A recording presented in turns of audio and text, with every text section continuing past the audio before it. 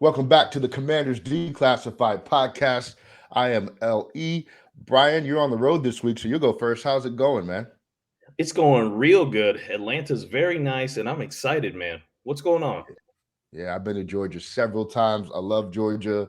Shout out to the soul food down there. It cannot be beat. Eric, what's happening? I'm hanging in there. I'm just at my house, not in A Town. I was telling B I was trying to think of a good place to eat in Atlanta, and all I could come up with the Varsity, and we both agree that that's garbage. Yeah. Well, if you don't know and you're listening, Brian's down there to go to an Usher concert. That's why he traveled to Atlanta. Usher and Luda. Fun fact: I've seen Ludacris live in concert when he was like on and popping. He's really, really good live. Anyway, so last week we had the trial of Sam Howell, and we loved the reaction, the response that got. You guys really seemed to enjoy that. And I think an overwhelming number of respondents agree with what I had to say in whatever parallel universe I live in. But I was saying, what comments are you reading? But we appreciate all the just interaction and participation. We got another one of those coming up about a different player. We're not going to spoil that for you just yet. Well, Tonight, we are going to keep it light. We got some burning questions, old and new, about this Washington football franchise. And I'm going to have my fellas here take you through them. If you're listening, watching, whatever, hit the comments as you always do. Let us know your thoughts on these questions, your opinions, so on and so forth. So we're going to kick it off to Eric. Eric, we're going to go on the Wayback Machine 2012. If Robert Griffin III was never drafted, would Kirk Cousins still be here as our long-term starter? What say you? No. He would not even have been drafted by this team. It had the he shall not be named, not been drafted.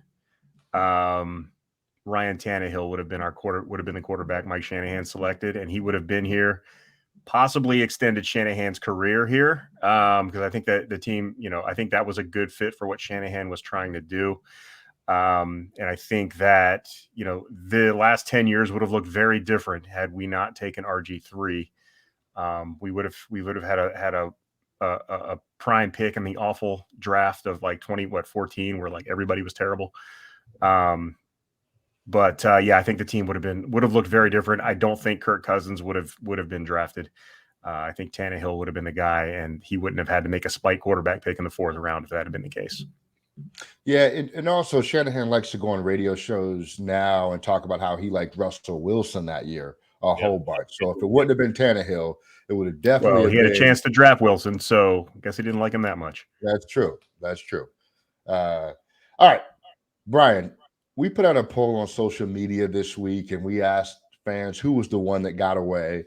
Cousins was one of the people in the poll. Lorenzo Alexander and Antonio Pierce was the other one. But the one that won was Greg Williams. Did we really miss on Greg Williams that much, in your opinion, Brian?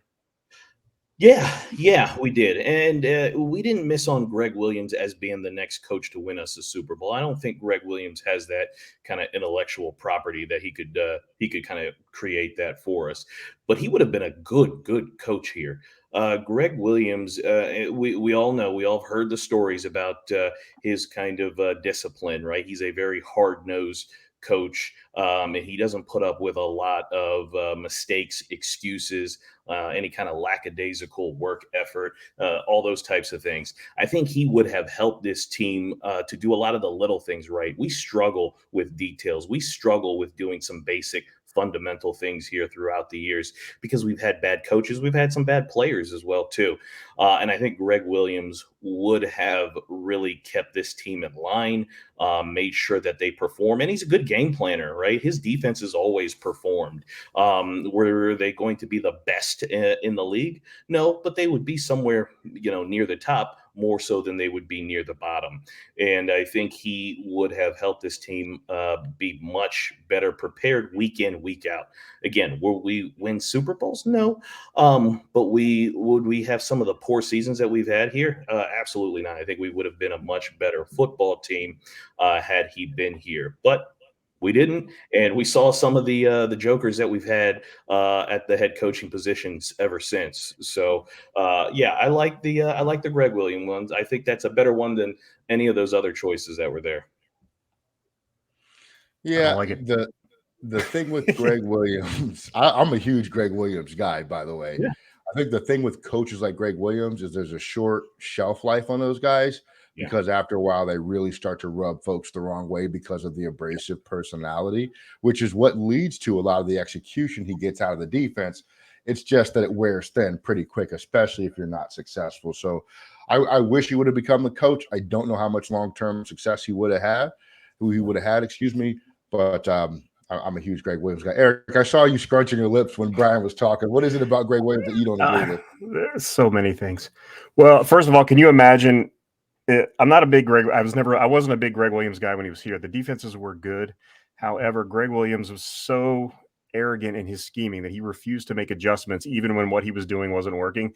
Drove me absolutely insane. No bigger example than that last playoff game against Seattle when they built the entire game plan around stopping Sean Alexander. Sean Alexander goes out in the first quarter, and they just don't adjust to start stopping Matt Hasselbeck in the passing game, and they just let him throw all over the place. Drove me insane. But not even that. Can you just imagine what would have happened had the bounty scandal broken under Dan Snyder's watch? Like how much worse it would have been because everybody already hates Dan Snyder. Yeah. And for that, I mean, that just would have been, it might've gotten Snyder out of here earlier maybe. So that I guess could have been a good thing, but man, it just would have been so much worse it had been here. We would have been lost. We would have lost so many draft picks. We probably still wouldn't be picking in the first round. So yeah, I don't miss Greg Williams. I don't like that list of players that got away in general. Yeah. The one for me is Trent Green, but that's probably too long ago. He's the guy that really I wish we had kept around, but it is what it is. Snyder's lawyers would have swallowed that Bounty Gate case whole, and then you never would have heard about it. Hey, Eric, LaVar Arrington, do we disrespect his legacy with this Washington franchise? So, some people do. Some people overblow his legacy. I think there's not really. He's like LaVar Arrington is like a Paul Bunyan type figure, where he's like a folk hero to some, but like everybody kind of exaggerates the good and the bad about LaVar Arrington. And for me, the truth is that he was a good player here. I don't think he was quite as good as he was billed to be, but I think he was a really good player, and he was definitely the face of this defense for a couple of years before the injuries, especially that knee injury got kind of put him on the shelf.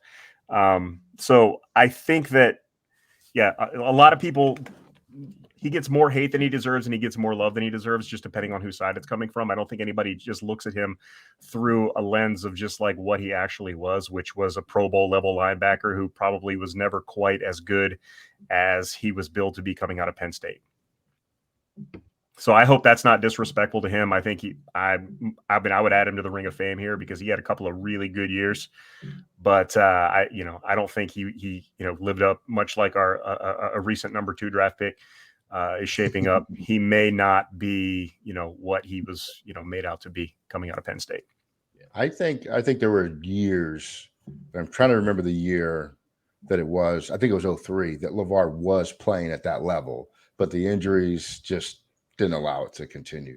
And then the issues with the defensive scheme too. That was also a big problem. Hey, Ryan Kerrigan, best defensive end in franchise history.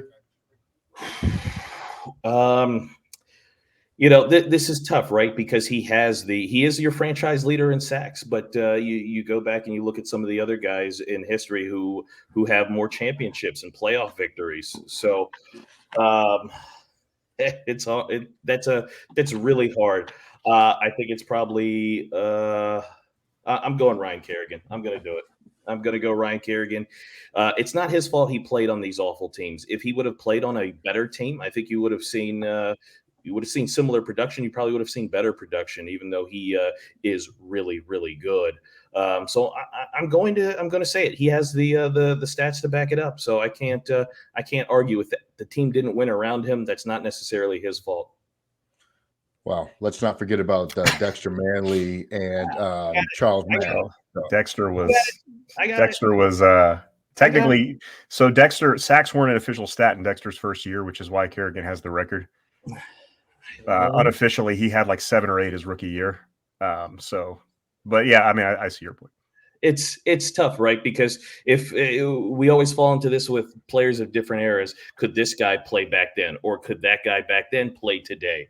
And with all the stuff happening today, I don't know if Dexter Manley would have made it through a season. Like, there's all these distractions, all these things going on.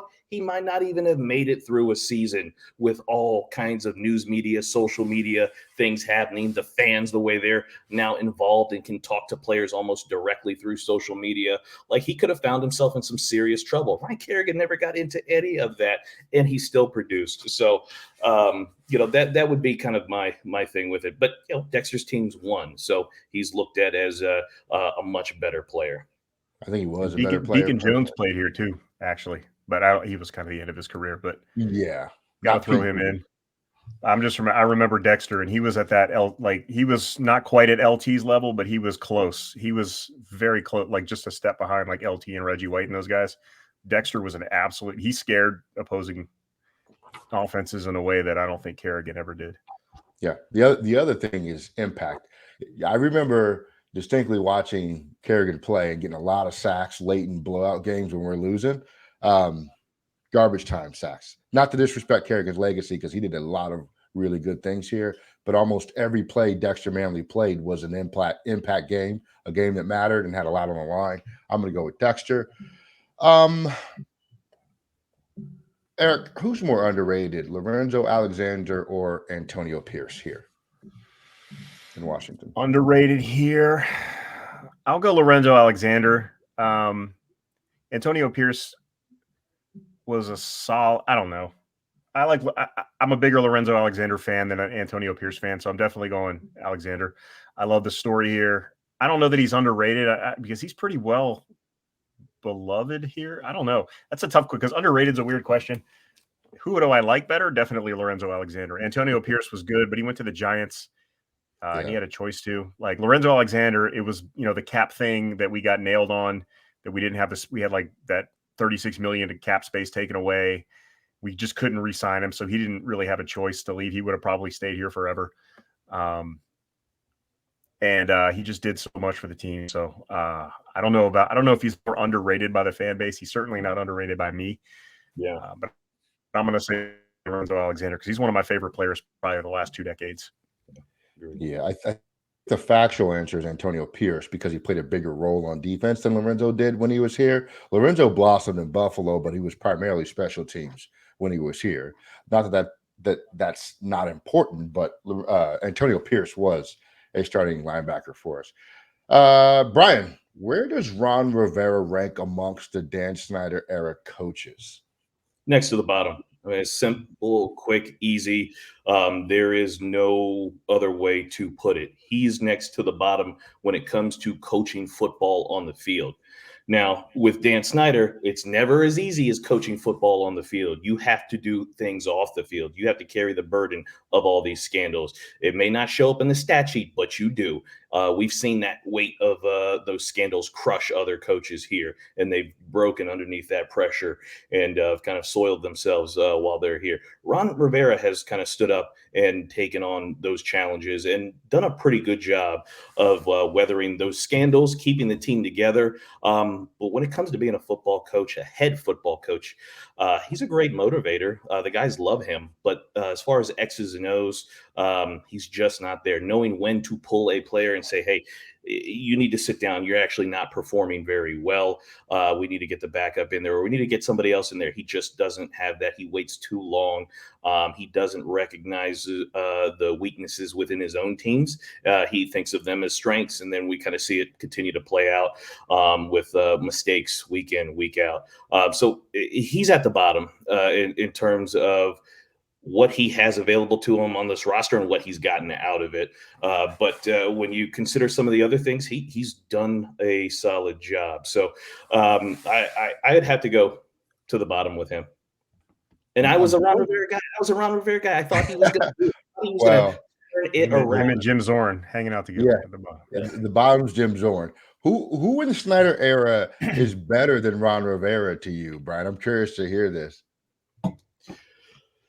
In the Dan Snyder era, the 1 year of Marty Schottenheimer was better, right? That was better. Same record. Same record. Norv Turner was better.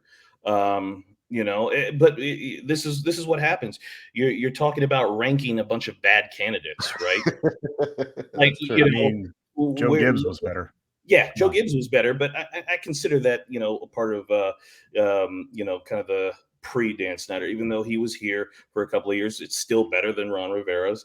But Jay Gruden, awful. Jay Gruden, Jay Gruden was record-wise. I think they're the exact same. They're the exact same.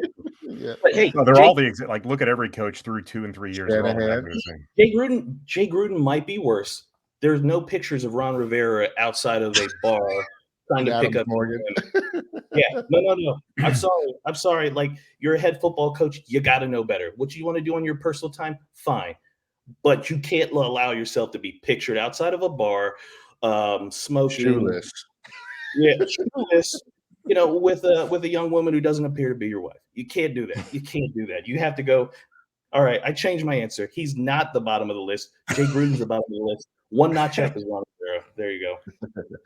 Eric, one last throwback question for you. Who was the better receiver for the Redskins, Rod Gardner or Michael Westbrook?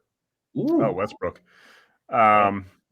My favorite quote I can't remember who said it, but my favorite Westbrook quote was like, when his head's right, his body isn't. When his body's right, his head isn't. I wish I could give credit to, I can't remember who it was, but it was the best quote I've ever read about him. And it was 100% true. But he definitely, I mean, Rod Gardner, do you remember a single a play that Rod Gardner made here? Like a single one. Like, I remember him being here for like 4 years. I don't remember him doing anything. And I know he had a 1,000-yard year 1 year. It was okay. But, Westbrook, like the 99 season for Westbrook was unreal. Like, he was a monster that year. It was like the one season he actually put together where he was a Pro Bowl wide receiver. Whereas, I know the stats were probably pedestrian by today's standards, but it was something like 65 catches for like 1,100 yards. Had a rushing touchdown. He was a good player. Rod Gardner was just for a first-round draft pick, was just a guy. Yeah, their stats aren't that far apart. Oh, yeah, they are. Westbrook has about 1,200 more yards than Gardner does in his career. They have close to the same touchdowns, though. Both of them disappoint how you carve it up. Yeah. Brian, confidence level that any running back on the current roster can be the long-term RB1 here. Yeah, I've got a lot of confidence in Brian Robinson, even more so because we've got Eric Bieniemy, and he actually knows how to craft a running game and use his running backs. But we use a running back by committee. I don't think we're going to have a guy who's going to have 1,500 yards a year. Like, that's just not how we use our running backs. Will he be RB1? Sure, but there's going to be 2 other guys who are going to be just as important. But I think given, we just drafted him, Gibson's on his last year of his deal. And then we don't know who this third running back is, because it seems like the team wants a third running back. That may ultimately be the future back of this team. So we don't know exactly who that's going to be yet. But, if it's based on the guys that we've got now, it's going to be Brian Robinson. I think that's easy, and I think that's a no-brainer. Yeah, Bieniemy with running back strikes me as the name slipped my one of those OCs with quarterbacks. Who was that? Was it Gruden maybe, who just couldn't decide on a quarterback ever? Like, think about all the running backs that went through Kansas City the last 10 years or however long Bieniemy was there. They drafted Clyde Edwards-Helaire, gone. Like, I mean, he just in and out of the lineup, Pacheco this year, McKinnon, like, they go through a lot of running backs. And what we'll find out is, was that Bieniemy or was that just, Reed or the offense or whatever it was, but they never really had a consistent RB1 during his tenure there. So I think you answered that correctly. We have no idea. It really depends on what goes on in that running back room. So, and ultimately, it may be that third guy who either is going to be drafted or maybe free agent signed later. So we just got to wait and see. Well, and that's a key. Like, no matter who was the start at the beginning of the season, it always seemed like the third guy on the roster was the guy by the end of the season every single year. So time will tell. Eric, how strong of a season does Chase Young need to have to justify his draft pick? Give me statistics, sir. To justify his draft pick? Yeah. I don't know. He was rookie of the year defensively. I think he's already justified his draft pick. However, if he's going to make us forget about Justin Herbert, he's going to have like a Joey Bosa type, Nick Bosa type season, where he gets like, upper teens and sacks and he's a factor on nearly every play. I don't know if he's got that in him personally. I think he's going to be I think he bounces back this year. I think he has an impact year this year. I don't know that he's ever going to be that top 2 or 3 level defensive end that the Bosa brothers are coming out of Ohio State, or a Myles Garrett type, but I think he can be borderline top 10 defensive end. And I think if he does that, that justifies the pick. But like I said, if he was picked ahead of Justin Herbert, and this team is still looking for its long-term quarterback, so he's going to have to really ball out to justify that. Does that answer change if I instead say justifying the draft pick, I say, hey, justifying the 5th-year option? Oh, it changes dramatically. Yeah, I think to justify the 5th-year option, he's going to have to play. His option? His guaranteed money is like 17 million, 17.5, something like that. And so that he made the Pro Bowl in the first year. Yeah, and that is probably 11th, 12th highest paid defensive end in the league, somewhere around there. So he's going to have to play well enough to justify that. So he's going to have to be basically like a top 15 defensive end in the league to justify the 5th-year option. I think they should pick that up because, you don't want him and Montez Sweat both hitting free agency at the same time. That would be a disaster. But to justify that pick, I mean, I think he has a rebound year, and I think he will have a good year this year if he stays healthy. So I'm all for giving him that 5th-year option. But to justify it, he's going to have to play like a very good defensive end. Good, not great, I guess. I just want to see him not get blocked by ordinary left tackles. Like, hey, if you get blocked by Trent Williams, okay, Trent Williams blocks everybody. But if you're out there getting blocked by Charles Leno type dudes, like I got a problem with that. Like, I need to see better performance out of him from that standpoint. Like, hey, you got blocked by Rashawn Slater, all pro. Okay, fine. You better not by John Doe next week. You better get a sack from there. So I need to see that type of level or consistency from him week in and week out. Fair enough. I think so. All right. Let's see, Eric. Jamin Davis. What does he need to do to validate his draft? Oh, this is Brian. I'm sorry. What does he need to do to validate his draft status? Jamin Davis. Be the guy. Be the guy. Like, we shouldn't be talking about any other linebacker on this team. But currently, what are we doing? We're like, well, are we signing another linebacker? This Cody Barton guy, isn't it? Are we drafting somebody? Like, be the guy that we thought you were when you were drafted. Like, be that guy. Be that middle linebacker who everybody's afraid of, because he will be sideline to sideline. He will be in the backfield disrupting plays, and he will be dropping back, snatching passes out of the air. Like, that's who we need Jamin Davis to be. He needs to have that type of year. He needs to have a huge jump. He needs to be one of the young defenders that the NFL is currently talking about. He's not close to that. He had a solid year last year. It was a lot of progression. He did really, really well in terms of progressing from that rookie year.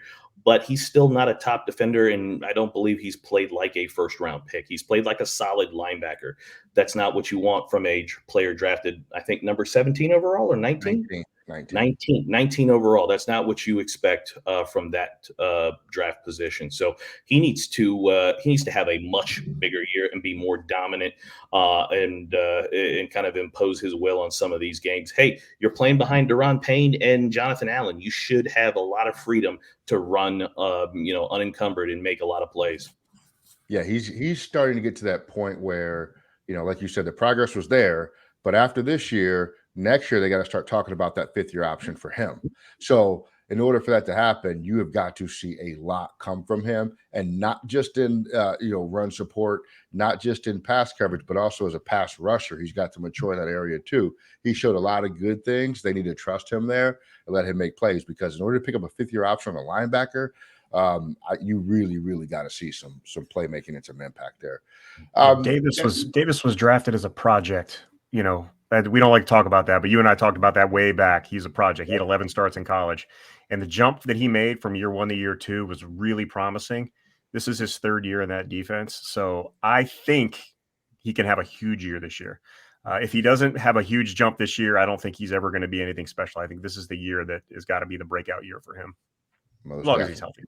Well, you guys had that awesome interview with his coach, and I think what his third year at Kentucky was the year that he kind of jumped out, which was the year that we drafted him based off of. So, Eric's right. Maybe this year is the year, but if he was a project in the first round, I think that goes back to the head coach, right? Like you drafted a guy who was a project in the first year, as opposed to maybe somebody a little bit more ready. That was during Ron's run of drafting projects like Antonio Gibson, I think the year before or whatever. It's like, take the guy that's already seasoned and mature, right? Yes. And I remember that interview with this coach, John Summerall, and I was like, hey, I think they're going to put him in the middle here. And he just kind of looks up like, what are you doing? Like you could tell in his face, he was like, nah. Yeah. Eric, is Jahan Dotson on a course to be better than Terry McLaurin is in Washington? It's too early to tell that. I think he had a really promising rookie year. I wish he hadn't gotten hurt. Well, he had a lot going against him his rookie year, just because of, he was Carson Wentz's guy. Then he got hurt. And when he got back, Taylor Heineke was there, and he was not Taylor Heineke's guy until like the last 2 games. So I think he had an underwhelming campaign because of that, but he did make some standout plays. I don't know if he's going to be better than Terry, because that's just really hard to do. I mean, Terry's a beast of a wide receiver, and you would like to see your first round pick be that good. I think the two can complement each other extremely well. And who knows? I mean, Dotson, he had some rookie mistakes last year. He had, especially toward the end of the year, he dropped a few balls that like, it was like one a game that he would have a drop, and that's got to stop.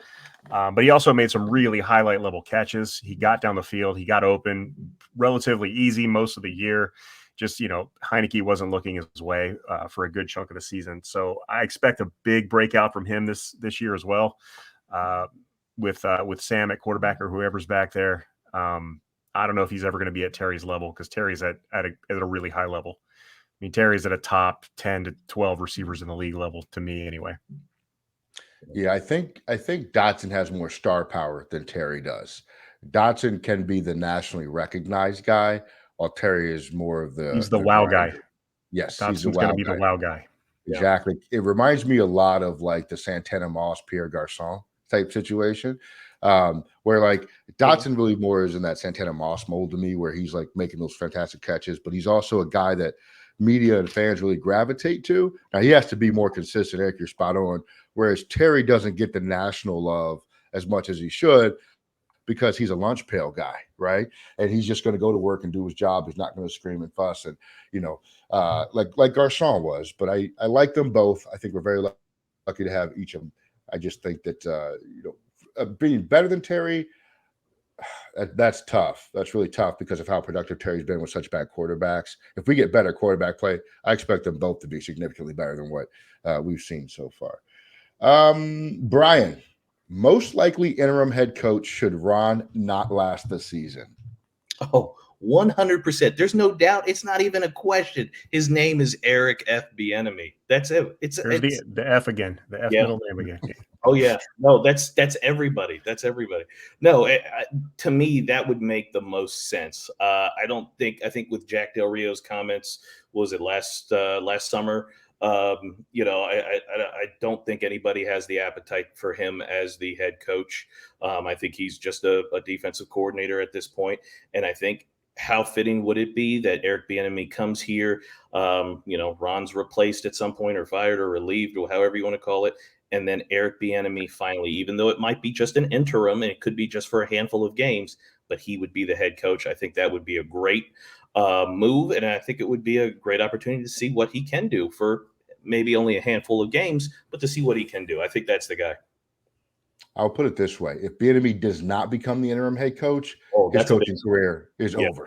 Like at that point, right? That would be a huge, huge controversy if that happened and he didn't get it and they gave it to like Zampese or something. Or Del Rio or something like that. Yeah. Del Rio, yeah. He'd be done. Eric, can Sam Howell get benched during the season and Ron Rivera still retain his job? If Sam Howell gets benched during this season, Ron Rivera's job has probably already been decided. So no, because I think things really have to go south to go away from Sam Howell once the season starts. Like if things aren't going well in the preseason, or in the offseason and the training camp and all that stuff, and Jacoby Brissett is way better, or if whatever rookie they bring in is just leaps and bounds better, Ron can survive that if he makes it at the right time. If we're like week 5 or 6 and Howell is playing to a point where he's just like, this guy's just not it, we got to pull him. You're probably at that point already in the hole, and with a new owner in place, he's already looking for your replacement. So I think by the time it gets to a point in the season where Howell is benched, the fate is sealed for Ron Rivera. So no, he cannot. Yeah, I disagree. I don't think the season has to go, has to completely combust for Howell to get benched, because we've not had a season here where Ron Rivera has not made a performance based quarterback change. Think about that. He's quick on the trigger. He makes panicky moves when it comes to the quarterback position. And I think circumstances matter a lot to Ron. If we're in playoff contention, but the quarterback is not leading us there, Ron will make a change. I have no doubt. I think that Ron likes Jacoby Brissett a lot. Maybe not enough to bench or to start him over Howell to begin the season, but I think Ron's going to do whatever he thinks is right to get this team to the playoffs right this year. And if Howell is a reason that if the division is we're a game or two back in the division and we're in late October, and Howell could not be playing extremely poorly, but he could be playing at a Heineke level, I think Ron makes a switch. So I think it's one of those things. Now, again, he has to save his job too, or if he cares about that. I saw the post earlier today where I'm not really worried about it. Okay, whatever, Ron. But I think there is a possibility. And I think it's likely. No matter who starts, I think we're going to see the other guy this year, because that's sort of Ron's nature since he's been here. I think you're right, Ellie, that Ron could would like to make the move, or he would if Sam Howell's not performing right. He's not winning you games, and he's not completing the passes that he's supposed to. I think Ron will absolutely make a move. But the only way that he would survive that, because bringing Jacoby Brissett in to throw 160 yards passing, 1 touchdown, and you win the game 9-7. Okay, the new owner isn't going to care about that, and nobody else is going to care about that with Jacoby Brissett. Jacoby Brissett's going to have to come in and have a Geno Smith type year. Geno Smith for the last several years has been a backup level quarterback, and he just broke free and had a top 6 season last year in the NFL. I mean, it was an incredible season, 4,000 plus yards, 30 touchdowns, amazing. Jacoby Brissett's going to have to do that to where Ron could actually come back with this new ownership level. He would have to show a development in somebody, whether it's Sam or Jacoby. Somebody's going to have to do that type of year, because if Sam's that awful that he has to get benched and Jacoby Brissett comes in and is just doing the bare minimum, which he's shown us that's all that he's doing is the bare minimum, right? He's not a guy who's going to come in and throw for 4 or 5 touchdowns and light it up. That's just not going to be enough. So I can see, for me, the only scenario where that would work for Ron is whoever he brings up. If the backup is Brissett, he's going to have to light it up for him to stay anyways. Yeah, but the thing is that the scenarios that you guys just described basically would mean the season looks exactly like the last 3 seasons have looked. Yeah, that's true. And at that point, Ron's a goner, because a new owner's not going to stand around for that, because you've seen it enough from Ron Rivera with this team that if you're hovering at 4-5 going into November, you're done. You're going to finish 7-10, 8-9. It's just going to happen, and you're going to be back on that first wheel. Ron's got to have a successful season to stick around here. I don't think he sticks around. I'm not sure a playoff berth saves his job. I think he's got to go. He's got to win 11 games probably to save his job. He can't just sneak into the playoffs at 9-8 and expect to keep his job. I would fire him if he did that, because I'm sick of doing that. It's just more mediocrity, and it's par for the course. I mean, look at his whole career. He's been a 500 coach, save for 2 seasons, where he had 11-5 and he had a 15-1 season. Outside of that, he's pretty much been a 500 coach. So to expect anything different, and if you don't see anything different by the time it comes time to start looking at a quarterback change or one of those mid-season you need to run the ball more conversations, he's already a goner. Yeah. I mean, I think if we make the playoffs, then yes, Ron is back. Personally, I think maybe one of the worst things for Sam Howell's chances to stay on a starter is this 7th seed in the playoffs, right? That the expansion of the playoff field could lead Ron to be tempted to pull Sam to try to chase that meaningless 7th seed in the playoffs, and he's just the kind of guy to do it. Where in reality you should say, let me see, and if I can continue to develop this quarterback, forget that 7th seed because it's not going to get me anywhere. But he wants the playoffs. He's shown that. He wants the label of making the playoffs, and he's going to go all out for it. Not the right move always, but that's what he does. All right, Eric, who is the best beat reporter in Redskins / Commanders history, sir? The best beat reporter in the history of the team. That's a tough one. Going way back, beat reporter, not columnist. Either way, because Boswell is my favorite columnist from the Washington Post. I think he's fantastic. I always liked him. Beat reporter, Mark Mask is really good. John Kine is really good. Those are the guys that jump out. I'm just trying to think of Wilbon was the beat reporter, I think, back in the 90s, but I don't really remember when he was doing it. Yeah, I'll go ahead. I'm going to go with Kime. I like Kime's work just overall. The guy that died too. Who was the guy that died? Rich Tandler. Tandler. Yes, Tandler was great. Thank you. He was another really good one. Rich Campbell also. But Tandler was great. Yeah, I think Tandler might be my guy. Tandler will nudge out John Kime. Yeah, same for me. Brian? All right. Thank you for letting me work that out in front of everybody because I was trying to – that was a tough one to answer on the spot. You don't have one, Brian? No, I don't like any of them. No. They're the worst. He's a Jason Lockhead Florida guy. They might as well be punters to me. I'm sorry. I'm sure they're very nice people. Jason Lockhead Florida, Brian. All right. Yeah, there you go. Pasquarelli. I liked the work Tandler did. He ran that the Redskins Talk website for years. Mm-hmm. He always was balanced and a fair guy, and he had a lot of things that really applied. The famous thing from Tandler was don't listen to what they say, watch what they do with players and stuff like that. And don't listen to players about injuries. That's good. Those things I've always took with me. All right. Brian, finish us up with this, a need that no one is talking about this offseason for the Washington Commanders. Well, no one, not no one. I think maybe me and a couple other people. Edge rusher. We need something more than Montez Sweat and Chase Young. They haven't given us everything that we need in terms of edge rush, right? We got the two big guys in the middle. Edge rusher. I think it's going to go high in the draft. I think Ron is going to take one, and we're going to be surprised. It may be a Fidarian Mathis surprise in the second round. It seems like it. He's done a lot of complaining about our defensive ends and edge rush and things like that. I think he's very happy with the defensive tackles, but I think we need more juice on the outside. I don't think teams fear our edge rushers as much as they fear Duran and Jonathan Allen in the middle. And I think if you're going to be a top tier defense, you need that outside edge rush. Wouldn't surprise me at all. Last year, he went receiver when we had much bigger needs in the first round. Then he went D tackle when we had much bigger needs in the second round. Him going edge rusher would be right on brand for what he does because he likes to keep his strengths as strengths. Even if you are starving to death at the other positions, he doesn't care. He's going with his strengths. So could completely see that.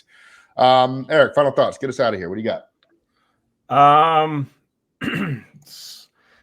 I can't wait for the team to be sold, and don't draft Hendon Hooker in round 1. I like Hendon Hooker. Don't get me wrong. Just don't take him in round 1. Oh, man. Brian, what do you got? Final thoughts, sir. Did everybody see the Magic Johnson clip? I think it was maybe Good Morning America or something like that, or the Today Show, where he actually talked. He was talking about the college basketball finals, but he also talked about the Commanders and that the team is, or that his group, right, the Rails Harris group has put in their bid, and he said, "Hey, it's up to Mr. Snyder. We'd love to. I've won a ring in every other sport." As a player and an owner, and I'd love to win one in football, and I'd love to win it with the Commanders if Snyder, so chooses us as the next group. So I really liked hearing that. It's the first time we've heard anybody kind of verbalize, "Hey, I'm bidding on this thing. I'm in this," and that they want to be, part of the Commanders. They want to own the Commanders. They want to turn things around. So that was cool to hear somebody of his level, of his status, who has as many championships. And when you think about winning, he's one of the handful of guys that you think about along with that. So that was cool. I could get behind Magic being here. I could. Yeah. I grew up watching Magic, and he's right. I didn't know he owned a hockey team, but good for him. I knew about the Dodgers and like the women's basketball, but I didn't know. I guess he's the Kings, maybe. I don't know. Yeah, I think probably something like that. May not be a big. I could get behind Magic here. 5 championships for Magic with the Lakers as an owner, a minority owner. A lot of people don't know that. I don't know what hockey team he's a part of. I don't think he's got a ring in hockey. I could be wrong. Magic Johnson would be insane. Yeah, just so far and above the best option that we could have. I'd like him to be the brand ambassador, let the owners handle the business, but would be amazing. My final thoughts, look, this upcoming season, expect Ron to do Ron things, right? We like to lie to ourselves, good, bad, or indifferent. Ron's going to do Ron. No matter what you want him to do, he's going to do Ron. He's going to switch his quarterbacks in and out.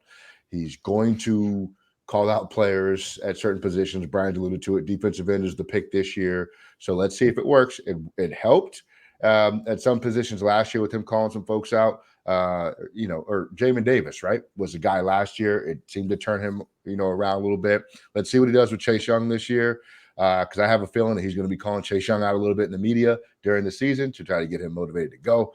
But as the season goes, you will see this be a complete Ron season, and you know what that means.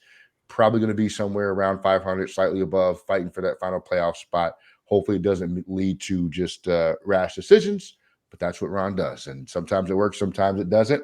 Commanders Declassified audience, we are completely and entirely out of here for this week. Please subscribe, share the episode, tell a friend to tell a friend about your favorite podcast, and hit the comment section. Load those likes up, leave us a review on all audio platforms. We appreciate you. We're out of here. Until next time, peace.